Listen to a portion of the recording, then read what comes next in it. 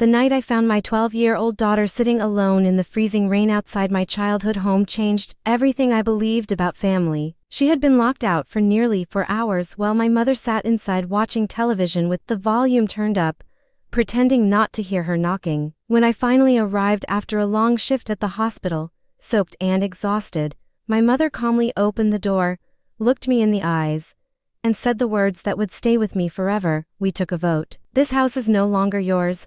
I simply nodded and answered, "Okay." She thought my silence meant defeat, but she had no idea that my father had already prepared for this exact moment. My name is Claire, and after my father passed away 2 years earlier, my daughter Emma and I stayed in the family home because I had promised him I would look after everyone. During his final illness, I worked 12-hour nursing shifts, then came home to cook, manage his medications, and spend every spare moment by his side. Emma adored her grandfather and never treated him like he was fragile. She read books to him every evening, made him laugh with silly voices, and covered his lap with a handmade quilt stitched with uneven little stars that he proudly called the most beautiful stars he had ever seen. While Emma and I cared for him, my younger sister Madison only visited when it suited her. She arrived with her children, stayed long enough to look helpful, then disappeared before any real work needed to be done. My mother praised Madison constantly while treating everything I did as though it was simply expected. I ignored the favoritism because I believed keeping the family together was more important than winning arguments. After Dad died, everything slowly changed. His study became a playroom for Madison children. His favorite reading chair disappeared into the garage. Family photos vanished from the walls, and Emma and I were moved into the smallest bedroom in the house while Madison family was given keys and made completely comfortable. Every week another reminder appeared showing exactly where we stood. Emma rarely complained, even when she was forgotten at dinner or pushed aside so her cousins could have whatever they wanted. One afternoon I found a school project she had spent weeks building tossed into the recycling bin because it was taking up too much space. She never told me. She quietly accepted disappointment in a way no child ever should. I kept telling myself things would improve once everyone healed from losing Dad, but deep down I knew I was only making excuses. 6 days before everything fell apart, my father, longtime attorney, called and asked me to stop by his office. He handed me a sealed folder and explained that my father had left special instructions to be opened only when the right moment arrived. I brought it home but never looked inside.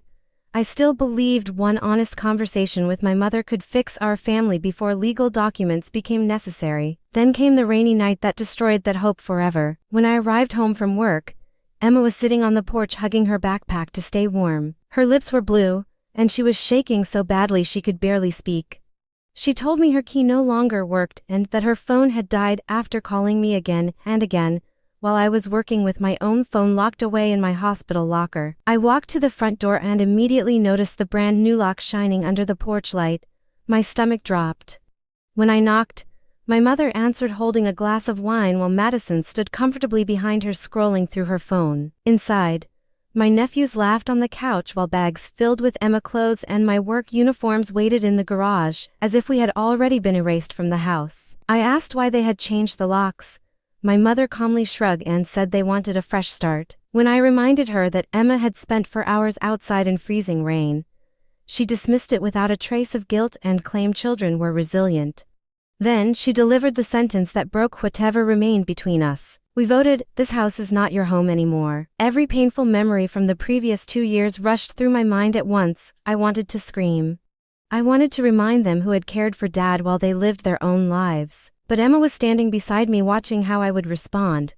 Instead of fighting, I quietly took her hand, looked at my mother, and simply said, "Okay." Without another word, we walked back to the car and drove away into the storm. My mother smiled as though she had finally won. She had no idea that in just a few days, everything she believed belonged to her was about to disappear. That night, Emma and I stayed with my coworker Rachel, who welcomed us without asking a single uncomfortable question. She handed Emma a warm blanket and a mug of hot chocolate, then quietly prepared the spare room while giving us the privacy we desperately needed. My daughter fell asleep still clutching her backpack, as if it was the only thing nobody could take from her. I sat awake until sunrise replaying every moment from that porch, wondering how the people who called themselves family could watch a child suffer without feeling anything at all. The next morning I called my father attorney, Daniel Brooks, and told him everything. I described the new locks, the garbage bags filled with our belongings, and the 4 hours Emma had spent outside in the pouring rain. I repeated my mother's exact words, and there was a long silence before Daniel finally spoke. His voice carried a seriousness that immediately caught my attention. He told me to bring the unopened folder to his office right away because it was finally time for my father's final instructions to be carried out. When I opened the folder, I discovered that my father had seen the future far more clearly than I ever had. During the last year of his life, while everyone believed he was focused only on his illness, he had quietly updated the family trust. The house had never been left completely to my mother as everyone assumed. Instead, it had been placed into a legally protected trust with strict conditions. Neither Emma nor I could ever be removed from the home. If anyone deliberately forced us out or treated us unfairly, ownership would immediately transfer to us, and my mother would lose her right to stay there. There was also a handwritten letter from Dad that left me fighting back tears. He thanked me for standing beside him when he needed me most and wrote that he had noticed how often I accepted unfair treatment just to keep peace within the family. He admitted he had watched my mother and my sister slowly push me aside for years, and he refused to let that continue after he was gone. His final words stayed with me long after I folded the letter. He reminded me that kindness should never come at the expense of my daughter's safety and dignity. Daniel explained that my mother had violated every important condition the moment she changed the locks and abandoned Emma outside. The trust required him to act immediately. 3 days later, after making sure Emma felt safe again, I returned to the house with Daniel beside me carrying a sealed legal envelope. My mother answered the door with the same confident smile she had worn on the night she threw us out, while my sister appeared behind her expecting another argument. Instead, Daniel introduced himself and handed my mother the official notice. I watched her confidence disappear as she read each page. Her face turned pale, and her hand began trembling so badly that red wine spilled across the porch. She kept shaking her head, insisting my father would never have done such a thing. Daniel calmly explained that every document had been signed while my father was mentally competent and legally witnessed. By violating the trust, she had activated the transfer clause herself. She now had 30 days to leave the property. For the first time in years, my mother looked completely powerless. She accused me of planning everything, but I quietly reminded her that I had known about the documents before she locked us out. I simply hoped I would never have to use them. She had been given every opportunity to choose kindness, and instead she chose cruelty. My sister tried arguing that it was only one bad night, but I finally found the courage to answer honestly. It was never just one night. It was years of treating my daughter like she mattered less than everyone else. My father had seen it, and now the consequences had finally arrived. A month later, Emma and I walked back into the house carrying our own boxes instead of garbage bags.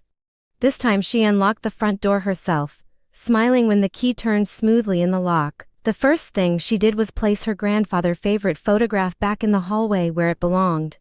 Later that evening, she wrapped herself in the quilt she had made with him and quietly asked whether Grandma would ever truly be sorry. I told her the truth. Maybe one day she would be. But we did not need to wait for someone's apology before allowing ourselves to heal. Real peace comes from knowing your worth, even when others refuse to see it. As I watched Emma fall asleep safely in the home my father fought to protect for us, I finally understood what he had wanted all along. He was never trying to punish anyone. He simply wanted the people who had shown him genuine love to always have a place where they would never again be made to feel unwanted. Sometimes the strongest response is not anger or revenge. Sometimes it is quiet patience, unwavering dignity, and allowing the truth to arrive exactly when the time is right. On that rainy night, my mother thought she had taken everything from us. In reality, she had only triggered the promise my father made long before he was gone, ensuring that the people who stood by him would always find their way home.